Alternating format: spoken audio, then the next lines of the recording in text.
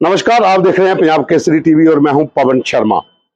बड़ी खबर यह है कि जम्मू कश्मीर के भीतर उन एनजीओ के ऊपर शिकंजा कसना शुरू हो गया है जो आतंकवाद के लिए फंडिंग करती थी।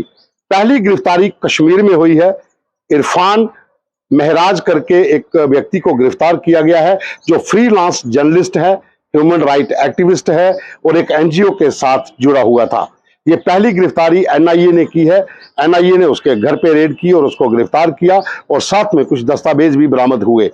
लगातार जम्मू कश्मीर में आतंकवाद के लिए टेरर फंडिंग के मामले कई सामने आए हैं, जिसमें जमाते इस्लामी आतंकी संगठन हो या फिर दूसरे जो संगठन हैं, ये सब लोग यहाँ पर टेरर फंडिंग के लिए विदेशों से पैसा लाकर यहाँ पर आतंकवाद को पुनः जीवित करने का काम कर रहे थे। आतंकियों के लिए हथियार खरीदने या फिर उनको लॉजिस्टिक सपोर्ट करवाने के लिए ओवरग्राउंड वर्कर जो है उनका एक नेटवर्क खड़ा करना, उसके लिए ये सारा पैसा इस्तेमाल हो रहा था। और ये एक बड़ा खेल जो है ये पिछले 10-20 साल से जम्मू कश्मीर के भीतर लगातार चल रहा था, जिसमें एनजीओ बहुत सी शामिल थी और जो ह्यूमन राइट एक्टिविस्ट हैं उन्होंने जो कई संगठन बनाए हुए हैं वो भी इसमें शामिल पाए गए थे। अब इनके ऊपर शिकंजा कसना शुरू हो गया है। पहली गिरफ्तारी कश्मीर से हुई है। इरफान महराज जो है उसको गिरफ्तार कर लिया गया। हालांकि ये मामला 2020 में दर्ज हुई थी। ये एफआईआर जो human right activist Parvez Khurram था उसकी एक संस्था है जिसका नाम जो है वो बताया जा रहा है कि Jammu Kashmir coalition of civil societies, ये एक संगठन था जिसके साथ ये लोग जुड़े हुए थे। परवेज खुर्रम को 2021 में गिरफ्तार किया था और उसके बाद मई महीने में 2021 में चार्जशीट की गई थी 6 लोगों की, उसमें भी उसका नाम था। लेकिन अब ये पहली गिरफ्तारी एनआईए ने यहाँ पर की है और इससे साफ जाहिर होता है कि लश्कर तैयबा आतंकी संगठन और हिजबुल मुजाहिदीन के लिए बहुत से ऐसे एनजीओ, बहुत से ऐसे संगठन कश्मीर में काम कर रहे हैं और वो टेरर फंडिंग के जरिए, इनको हवाला के जरिए जो विदेशों से पैसा आता है, खास करके खाड़ी देशों से बहुत सा पैसा जो जम्मू कश्मीर में आतंकवाद को पुनः जीवित करने और साथ में आतंकियों के लिए लॉजिस्टिक सपोर्ट और हथियारों के लिए इस्तेमाल होने के लिए भेजा जाता था। उसके कई मामले जम्मू कश्मीर पुलिस के सामने भी आए थे। एसआईए जो स्टेट इन्वेस्टिगेशन एजेंसी है उसने भी कई मामले दर्ज किए। एनआईए ने जम्मू समेत कश्मीर संभाग के कई जिलों में लगातार छापेमारी की थी।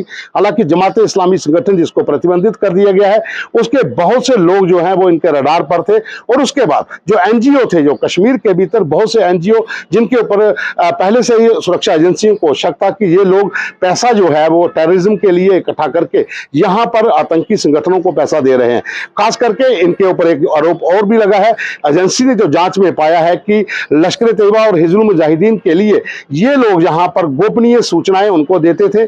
जो इलाके की मूवमेंट होती थी, जो आतंकियों तक पहुंचाई जाती थी, सुरक्षा बलों की मूवमेंट क्या है, और गुप्त दस्तावेज जो सिक्योरिटी एजेंसीज के होते थे, ये कुछ अपने लोगों के जरिए खरीद कर आतंकियों के संगठनों तक पहुंचाते थे। और सीमा पार बैठे पाकिस्तानी सेना, पाकिस्तानी खुफिया एजेंसी आईएसआई और आतंकी संगठन के आका जो थे वो इन्हीं दस्तावेज के आधार के ऊपर कश्मीर में या फिर जम्मू संभाग के उन इलाकों को चिन्हित करते थे जहां पर ओवरग्राउंड नेटवर्क को खड़ा किया जा सके। उन लोगों को ढूंढा जाता था जो लोग बेरोजगार हैं, वो अपने संगठन के साथ जोड़े जाते थे। फिर उनको पैसों का लालच देकर उनसे जो गोपनीय सूचनाएं एकत्रित की जाती थी और फिर जो कंसाइनमेंट ड्रोन के जरिए हथियारों की आती है या फिर मादक पदार्थ जो आते हैं, यही ओवरग्राउंड नेटवर्क के साथ जुड़े हुए जो लोग हैं, ये जो सप्लाई है, इसकी जो कंसाइनमेंट जो आती है उसको डिलीवर करते हैं आतंकी संगठनों के जो खास गुर्गे होते हैं उनके तक। जो पैसा इकट्ठा किया जाता है वो पैसा यहां पर इस्तेमाल होता है आतंकियों के लिए हथियार खरीदना, नया नेटवर्क खड़ा करना।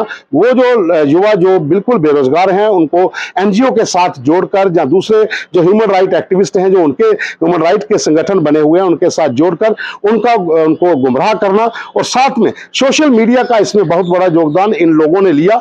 और एजेंसी ने यह भी जांच में पाया कि कुछ ट्विटर हैंडल और कुछ खास करके फेसबुक पेजेस के ऊपर, यूट्यूब के ऊपर कुछ ऐसे चैनल्स बनाए गए जिनके साथ ये लोग डायरेक्टली इनडायरेक्टली जुड़े थे और वहां पर ये लोगों को गुमराह करने का काम कर रहे थे।